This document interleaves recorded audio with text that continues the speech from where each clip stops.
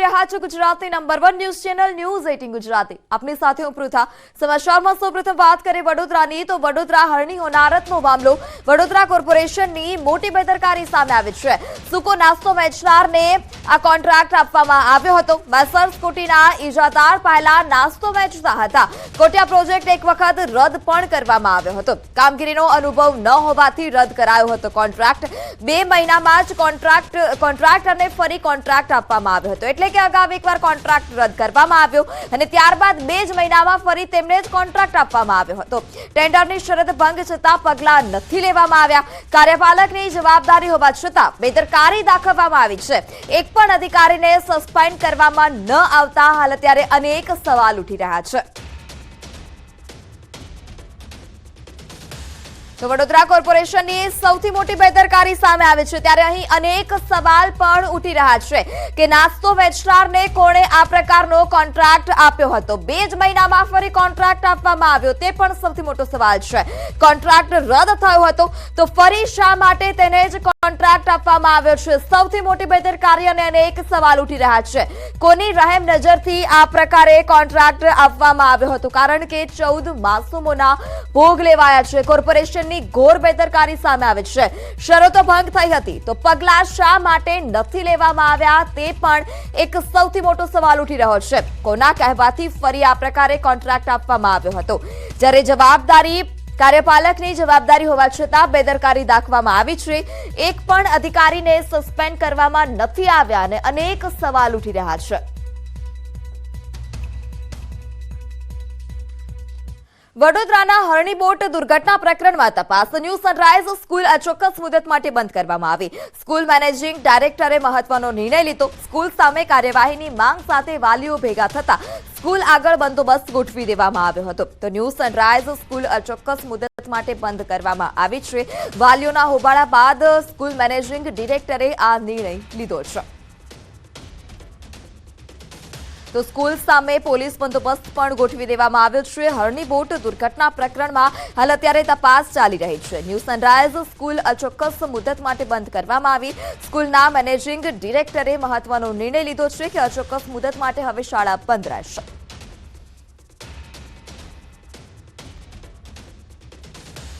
દિલ્હીના બુરાડીથી હૈયું હચમચાવતા હોય તેવા દ્રશ્યો સામે આવ્યા છે। પડોશીના પિટબુલે પ્રજાતિના શ્વાને 1.5 વર્ષની બાળકી પર હુમલો કર્યો છે। પિટબુલ પ્રજાતિના શ્વાને હુમલો કર્યો હોય તેવી ઘટના દિલ્હીમાંથી સામે આવી। બાળકી તેના દાદાના ખોળામાં હતી, તે જ દરમિયાન શ્વાને આવી અને બચકું ભર્યું હતું। ત્યારબાદ આસપાસના લોકો મદદે દોડી આવ્યા। શ્વાનને દૂર કરવાના પ્રયાસો પણ કરવામાં આવ્યા હતા। સમગ્ર ઘટના સીસીટીવી કેમેરામાં કેદ થઈ છે।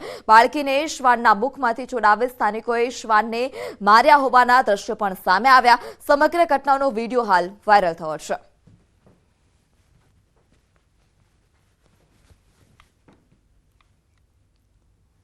અમરેલીના બગસરા શહેરમાં એક સિંહણના અકસ્માતની વધુ એક ઘટના સામે આવે છે। કાગદડી ગામે ખેડૂતના કૂવામાં ખાબકી સિંહણ।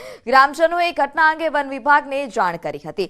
20 ફૂટ ઉપરના ઊંડા કૂવામાં વન વિભાગે સિંહણનું રેસ્ક્યુ કર્યું।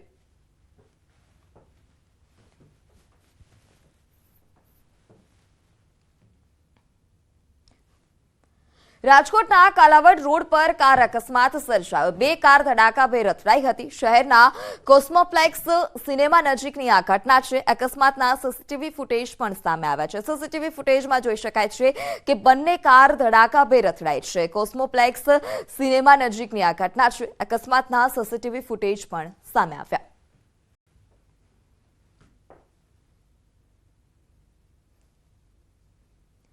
અમદાવાદ ક્રાઇમ બ્રાન્ચને મોટી સફળતા મળી છે। લૂંટ તથા ફાયરિંગના ગુનામાં 26 વર્ષથી નાસ્તા ફરતા આરોપીને ઝડપી પાડવામાં આવ્યો। આરોપીને મધ્યપ્રદેશથી ઝડપી પાડવામાં આવ્યો છે। આરોપી વેશ અને નામ બદલી રહેતો હતો। સમગ્ર ઘટના પર નજર કરીએ તો આરોપી મોતીલાલ અને તેના મિત્ર પદમસિંહ બંને ઘરે પરત ફરી રહ્યા હતા। તે જ દરમિયાન પદમસિંહ પાસે રિવોલ્વર પણ હતી, જેથી મોતીલાલ અને પદમસિંહે નવસારી ખાતે એક મોટરસાયકલ ચાલકને લૂંટવાના ઈરાદે 2 રાઉન્ડ ફાયરિંગ કર્યું હતું અને મોટરસાયકલની લૂંટ ચલાવી હતી। જે મામલે નવસારી રૂરલ પોલીસ સ્ટેશનમાં ગુનો નોંધાયો હતો। આરોપીને શોધવા 10,000નું ઇનામ પણ અગાઉ જાહેર કરાયું હતું। હાલ આરોપી પોલીસ કબજામાં છે। સમગ્ર મામલે વધુ તપાસ પોલીસે હાથ ધરી।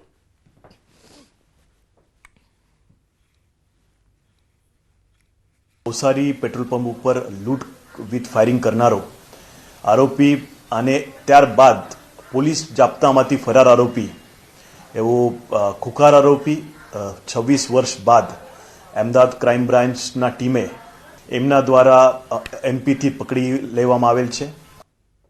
દ્વારકાના ખંભાળિયામાં નશાકારક ટેબ્લેટની વહેંચણી બાબતે હાલ અત્યારે તપાસ ચાલી રહી છે। વહેંચણીની બાતમી મળતા દ્વારકા એસઓજી દ્વારા એક ઓપરેશન હાથ ધરાયું હતું। ખાસ ટીમ બનાવી અજમેર પીર ટેકરી વિસ્તારમાં આરોપી ઇરફાન અલ્લારખા શેઠા પર વોચ ગોઠવવામાં આવી હતી। દરોડા કરી 500 નગ પ્રતિબંધિત નશાકારક ટેબ્લેટનો જથ્થો પણ ઝડપી પાડવામાં આવ્યો હતો। વધારે તપાસમાં વિજય ગોંડિયા નામના આરોપીના ઘરેથી પણ 500 નંગ ટેબ્લેટ મળી આવી હતી, જેને લઈ પોલીસે બંને આરોપીઓની ધરપકડ કરી એનડીપીએસ એક્ટની વિવિધ કલમો હેઠળ ગુનો દાખલ કર્યો છે। હાલ આ ટેબ્લેટ ક્યાંથી આવેલી હતી, કેવી રીતે આવી, આ તમામ અંગે તપાસ કરાઈ રહી છે। સમગ્ર મામલે આંતરરાજ્ય કનેક્શન ખુલે અને વધારે આરોપીઓની સંડોવણી સામે આવે તેવી પણ સંભાવના સેવાઈ રહી છે। 1000 જેટલો ટેબ્લેટનો જથ્થો એસઓજી અને ખંભાળિયાના ઇન્ચાર્જ પીઆઈ દ્વારા શોધી કાઢવામાં આવેલો છે। આગળની વધુ તપાસ ખંભાળિયાના ઇન્ચાર્જ પીઆઈ શ્રી એસવાય ઝાલાનાઓ ચલાવી રહ્યા છે।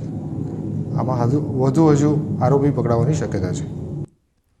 રાજકોટના જસદણના બડલી ગામની સગીરા સાથે દુષ્કર્મ આચરનાર પોલીસ સકંજામાં છે। 17 વર્ષીય સગીરા સાથે નરાધવે દુષ્કર્મ આચર્યું હતું। જસદણ પોલીસે ફરિયાદને આધારે ગણતરીના દિવસોમાં જ આરોપીને ઝડપી પાડ્યો। ઘટના પર નજર કરીએ તો થોરિયાળી ગામના મેહુલ ઝાપડિયા નામના આરોપી સગીરાને પ્રેમજાળમાં ફસાવી લગ્નની લાલચ આપી હતી। લગ્નની લાલચ આપી આરોપીએ સગીરા સાથે અનેકવાર દુષ્કર્મ આચર્યું। સગીરાના પરિવારના સમગ્ર ઘટનાની જાણ થતાં સગીરાના પરિવારે પોલીસ ફરિયાદ નોંધાવી હતી।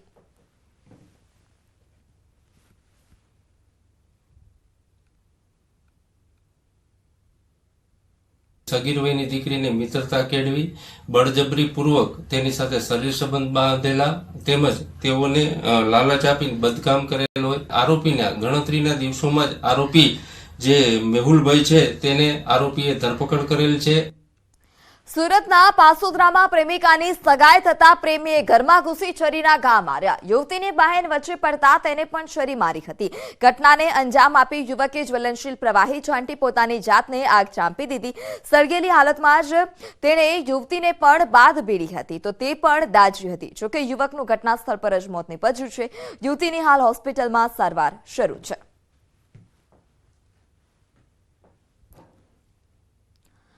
મહેસાણાના વાઘરોડા પાસે નર્મદા કેનાલમાં ગાબડું પડ્યું। કેનાલમાં ગાબડું પડતા ખેતરોમાં પાણી ફરી વળ્યા હતા। ખેતરોમાં પાણી ભરાતા જ અનેક પાકને નુકસાન પહોંચ્યું છે। એરંડા, અજમા સહિતના ઉભા પાકમાં પાણી ફરી વળતા ખેડૂતોને ભારે નુકસાન થયું। કેનાલમાં ગાબડું પડતા ખેડૂતોએ જાતે પ્લાસ્ટિકની થેલીઓ મૂકી અને ગાબડા પૂરવાનો પ્રયાસ પણ કર્યો હતો। વારંવાર કેનાલમાં ગાબડાથી હાલ અત્યારે ખેડૂતોમાં પણ રોષ છે।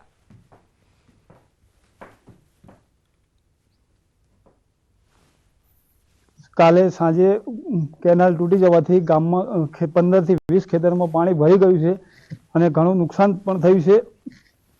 તો મારી એક જ અરજી કે કેનાલ રિપેરિંગનું કામ તાત્કાલિક લેવું। આપ ખેતરો ભરી જાય એરંડા અજમો ભરી જાય એનું વત્ત કોણ હાલે? 15 થી 20 ખેતરમાં પાણી। હા, તમારી માંગણી શું છે? આ ફોજ કરવાની। અને સમાચારમાં હવે વાત કરીએ અયોધ્યાના મહામહોત્સવની।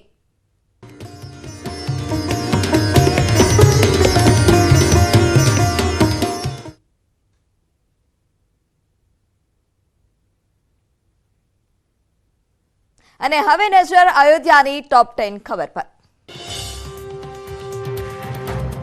ઉત્તર પ્રદેશના અયોધ્યામાં દક્ષિણ કલ્ચર સેન્ટર તંજાવુરથી આવેલા કલાકારો સાંસ્કૃતિક કાર્યક્રમોની પ્રેક્ટિસ કરી રહ્યા છે। પ્રાણ પ્રતિષ્ઠાની તૈયારીના ભાગરૂપે કલાકારોએ રામકથા પાર્કમાં રિહર્સલ કર્યું। ઉત્તર પ્રદેશના અયોધ્યામાં પ્રાણ પ્રતિષ્ઠાની તૈયારીઓને લઈ તમામ પ્રકારની સેફટી ચકાસવામાં આવી રહી છે। ફાયર વિભાગે કાર્યક્રમ સ્થળે સેફટી ચકાસી। અયોધ્યામાં રામ જન્મભૂમિ પર વિશેષ શણગાર કરવામાં આવ્યો। 1100 ટન જેટલા રંગબેરંગી ફૂલોથી અયોધ્યાને શણગારવામાં આવી।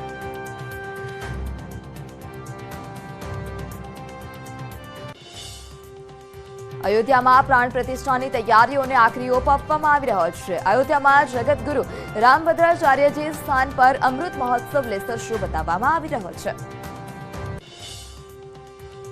રામ ભગવાનની પ્રાણ પ્રતિષ્ઠાને લઈ દેશભરમાં ઉત્સાહનો માહોલ. જમશેદપુરમાં 21 અને 22 નાની મોટી દિવાળીની ઉજવણી કરવામાં આવશે. જમશેદપુરના વસ્તુપુરમાં રામ મંદિરમાં ઉજવણી કરવામાં આવશે.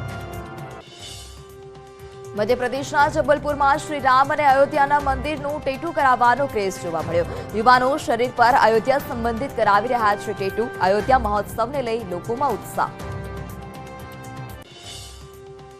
મધ્યપ્રદેશના બડવામાં 25 વર્ષીય દિવ્યાંગ યુવકે પગથી ભગવાન રામનું ચિત્ર બનાવ્યું. માત્ર 8 દિવસમાં દિવ્યાંગ કલાકારે ભગવાન શ્રી રામ પ્રત્યે પોતાની આસ્થા દર્શાવવા પેઇન્ટિંગ તૈયાર કરી. યુવકે અત્યાર સુધી 1000થી વધુ પેઇન્ટિંગ તૈયાર કર્યા છે. અયોધ્યા મોકલાશે વિશ્વનું સૌથી મોટું અલી ગઢીવાળું તાળું. 400 કિલોનું બનેલું તાળું વિશ્વનું સૌથી મોટું તાળું હશે. અલીગઢ નગરી તાળા માટે છે પ્રખ્યાત. તાળું મોકલવા સમયે જય શ્રી રામનો નાદ ગુંજી ઉઠ્યો. પ્રાણ પ્રતિષ્ઠાની તારીખ નજીક આવવાની સાથે સુરક્ષા વધારવામાં આવી. રામ મંદિર આસપાસ ખાસ કમાન્ડોએ સુરક્ષા મોરચો સંભાળ્યો. સ્નાઇપર સહિતના આધુનિક હથિયારો સાથેના કમાન્ડો તૈનાત. અયોધ્યામાં ઉત્તર પ્રદેશ એટીએસની ટીમ દ્વારા મોટી કાર્યવાહી. અયોધ્યામાં સંવેદનશીલ સ્થળોમાં ફરી રહેલા 3ની ધરપકડ. જ્યારે ધરપકડ કરાયેલા 3 યુવકોની પૂછપરછ શરૂ.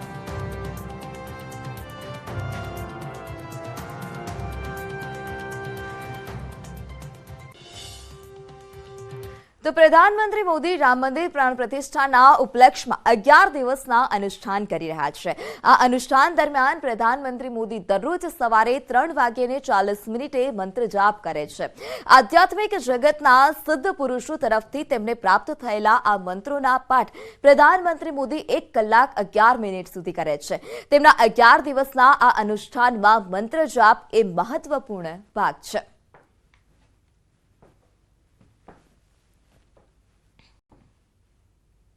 દેશમાં ફરી એકવાર ત્રેતાયુગની દિવાળીનો માહોલ છે. જય શ્રી રામ મંદિરનો અયોધ્યામાં પ્રાણ પ્રતિષ્ઠા મહોત્સવ ઉજવાઈ રહ્યો છે. ત્યારે અયોધ્યા નગરીને દુલ્હનની જેમ શણગારવામાં આવી.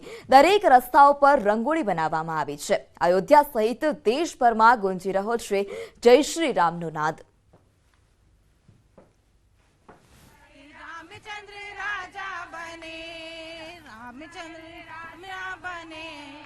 रामचंद्र राजा बने अयोध्या में आई है बहार रामचंद्र राजा बने. गुंबद ऊपर सजा है, कितना खूबसूरत लग रहा है. जरा देखिए आप, किशन मेरे कैमरा पर्सन दिखाएंगे. देखिए कितना खूबसूरत लग रहा है ये मंदिर जो ऊपर से सज गया है, फूलों से सजाया गया है. ऊपर तक देखिए किस तरीके से रंग भरे जा रहे हैं. और ये जो फूल आप देख रहे हैं ये थाईलैंड से लाए गए हैं. उसके सामने आप परकोटा देख रहे हैं और ये देखिए किस तरीके से थाईलैंड से लाए हुए सिंह द्वार पर फूल सजाए जा रहे हैं. ऊपर का जो गुंबद है वो भी पूरी तरीके से रंग दिया गया है. और देखिए वीआईपीज के लिए भी यहाँ पर नीचे टेंट लगा दिए गए हैं. और ये मुख्य द्वार है, ये सिंह द्वार है. जो तस्वीरें आप देख रहे हैं न्यूज़ 18 इंडिया पर सबसे पहले एक्सक्लूसिवली ये तस्वीरें हम आपको दिखा रहे हैं, जहां आप देख रहे हैं किस तरीके से ये पूरा गुंबद बनाकर तैयार कर दिया गया है. कहीं और आपको ये तस्वीरें देखने को नहीं मिलेंगी. भव्यता दिव्यता कहते ही बन रही है. न्यूज़ 18 इंडिया पर ये तस्वीरें हम आपको दिखा रहे हैं. कैमरा पर्सन किशन के साथ सपना शुक्ला, न्यूज़ 18 इंडिया. તો અયોધ્યામાં હાલ અત્યારે ત્રેતાયુગની દિવાળી જેવો માહોલ જોવા મળી રહ્યો છે. અયોધ્યાને દુલ્હનની જેમ શણગારાઈ રહી છે. તમામ રસ્તાઓ પર ઠેર ઠેર રંગોળી બનાવવામાં આવી રહી છે. અને દેશમાં પણ રામ ભક્તોમાં એક અનેરો ઉત્સાહ જોવા મળી રહ્યો છે. 22 જાન્યુઆરીની આતુરતાથી તમામ રામ ભક્તો રાહ જોઈ રહ્યા છે. અને ફરી એકવાર હવે દિવાળી જેવો માહોલ દેશમાં જોવા મળ્યો. અયોધ્યા સહિત સમગ્ર દેશ હાલ અત્યારે રામમય બન્યો છે. અયોધ્યામાં બાળકો પણ રામમય બન્યા છે. અયોધ્યા આવેલા એક બાળકે શ્રીરામનું ભજન ગાઈ શ્રદ્ધાળુઓના દિલ જીતી લીધા. સંવાદદાતા સંધ્યા પંચાલે આ બાળક સાથે ખાસ વાતચીત પણ કરી. અયોધ્યાની પાવન ધરા પર અમને એક નાનું બાળક મળ્યું છે ને જે ન્યૂઝ 18 ગુજરાતીને કંઈક સંભળાવવા માટે ઈચ્છી રહ્યું છે. પહેલા તો આપણે પૂછીએ કે તેનું નામ શું છે. क्या नाम है बेटा? नक्षत्र. नक्षत्र. कितने साल के हो आप? मैं 10 इयर्स का हूँ. ओके. और कुछ आप सीखते हो गाना बजाना? हाँ, मैं सीखता हूँ. और क्या सुनाओगे हमें, क्योंकि पावन धरा पे हम बैठे हुए हैं, घाट पर बैठे हुए हैं, क्या सुनाओगे? मैं राम जी का भजन सुनाऊंगा. अरे वाह, चलिए.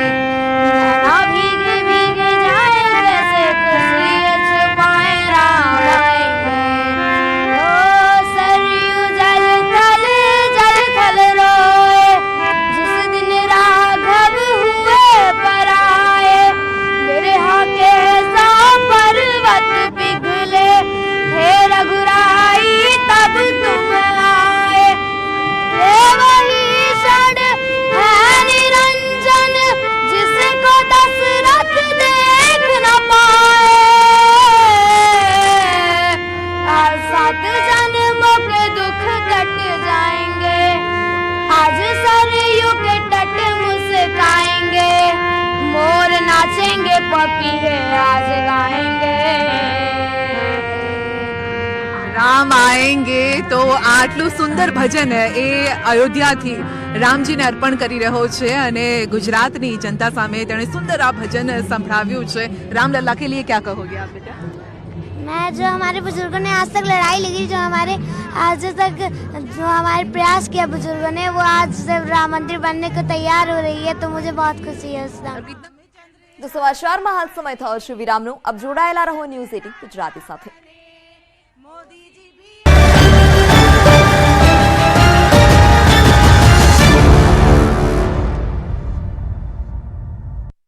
શોપિંગના વડોદરાની હરણી તળાવ દુર્ઘટનામાં તપાસનો ધમધમાટ ચાલી રહ્યો છે, ત્યારે વડોદરા બોટ દુર્ઘટના મામલાનું હાઈકોર્ટે સ્વયં સંજ્ઞાન લેશે. સુઓ મોટું પિટિશન દાખલ કરવાની હાઈકોર્ટે એડવોકેટ એસોસિએશનના પ્રમુખ બ્રિજેશ ત્રિવેદીની રજૂઆત કોર્ટે સ્વીકારી લીધી છે. બીજી તરફ વડોદરા શહેર પોલીસ કમિશનરે એસઆઈટીની રચના કરી છે. 7 પોલીસ અધિકારીઓનો આ ટીમમાં સમાવેશ કરવામાં આવ્યો. અધિક પોલીસ કમિશનર મનોજ નીનામાના અધ્યક્ષતાની રચના કરાઈ છે. આ મામલે પોલીસે અત્યાર સુધીમાં 18 સામે ગુના દાખલ કર્યા છે, પરંતુ પરેશ શાહને પોલીસે આરોપી ન બનાવતા અનેક સવાલો ઉઠી રહ્યા છે. તો એફઆઈઆરમાં આરોપીના એડ્રેસ જ ખોટા લખ્યા છે. એક તો હયાત છે જ નહીં તેનું નામ લખી દેવાયું છે. બીજી તરફ બરોડા બાર એસોસિએશનના વકીલો નહીં લડે આરોપીઓના કેસ. આ મામલે ડીઈઓએ સ્કૂલ પાસે માંગી છે પ્રવાસની વિગત, પ્રવાસની મંજૂરી સહિત વિગતો રજૂ કરવાની સૂચના છે. તો આ ઘટનાને લઈને વાલીઓમાં પણ રોષ જોવા મળ્યો. વાલીઓએ સ્કૂલ ખાતે પહોંચી હોબાળો મચાવ્યો હતો. બીજી તરફ વડોદરામાં ન્યૂ સનરાઈઝ સ્કૂલના સંચાલકોએ બચાવની ભૂમિકામાં આવી ગયા. બોટમાં વધુ સંખ્યા બેસાડવાનો શિક્ષકોએ ઇનકાર કર્યો હતો. બોટ સંચાલકની મનમાનીએ લીધો શિક્ષકો અને બાળકોનો ભોગ, તેવો પણ આક્ષેપ કર્યો.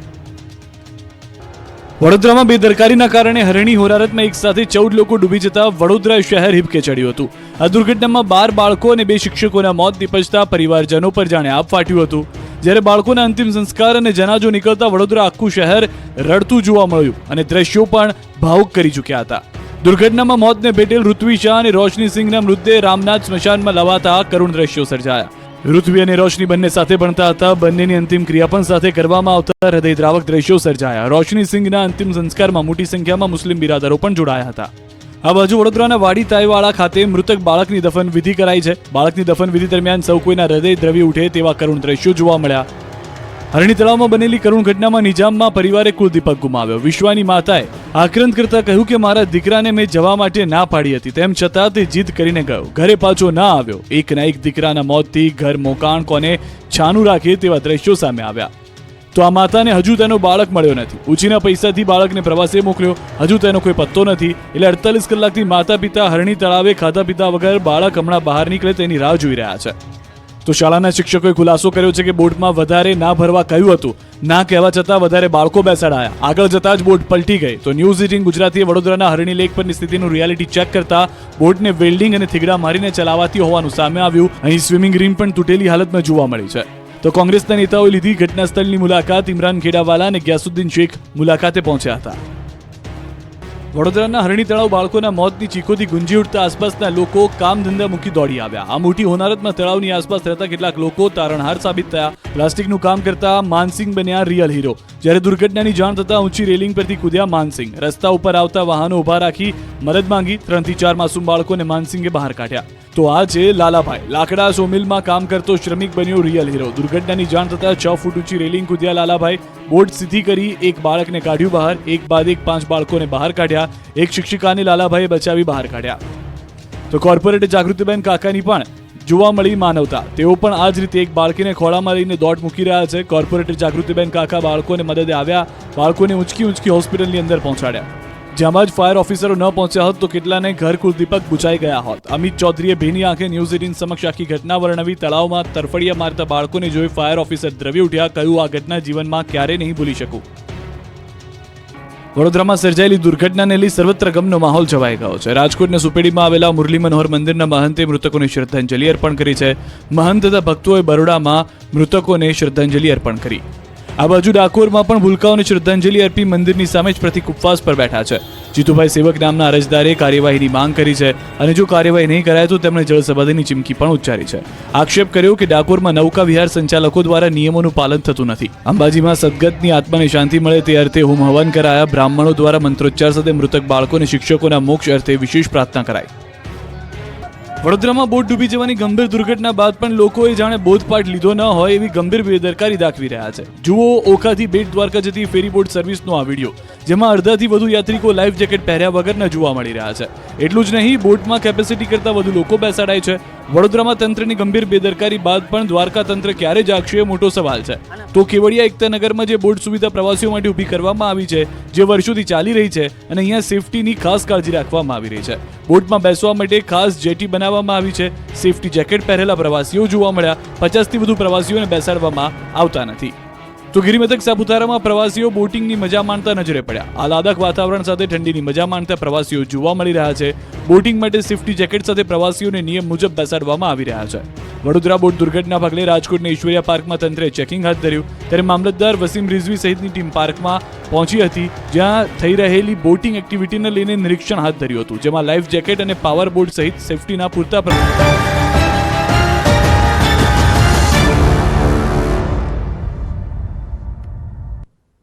Welcome back.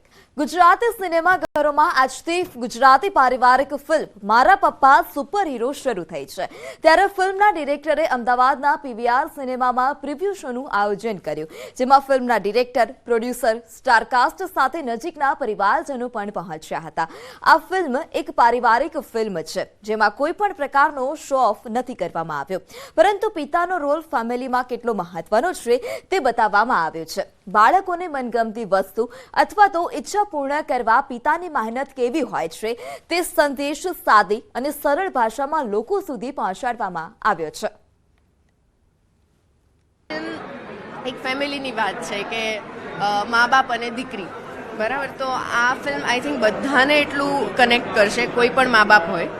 અને ખાસ વાત એ મારા પપ્પા સુપર હીરો એટલે બધાની લાઈફમાં તમે ગમે એવડા થઈ જાઓ, તમારા પપ્પા જ સુપર હીરો હોય છે. તમને કોઈ વસ્તુમાં ના ન, એ પપ્પા એક એવું માણસ હોય છે કે જેના મોઢામાંથી ના ન સંભળાય. ફિલ્મ જે જોશે એમને પણ ખૂબ જ મજા પડશે, હસાવશે, રડાવશે. અમુક એવા સીન્સ છે જે હસાવશે પણ ખરા ને રડાવશે પણ ખરા. આ વાતની પ્રિમાઇસ જ, આ ફિલ્મની પ્રિમાઇસ જ એ છે કે દરેક બાળકને એમ છે કે મારા ફાધર સુપર હીરો છે, અને કેવી રીતે આખું ફેમિલી એના મગજમાં જે આ આખું આવું ડ્રીમ છે એને કેવી રીતે આખું ફેમિલી એને ફૂલફિલ કરવાના પ્રયત્નો કરે છે, એની જર્નીની આ ફિલ્મ છે.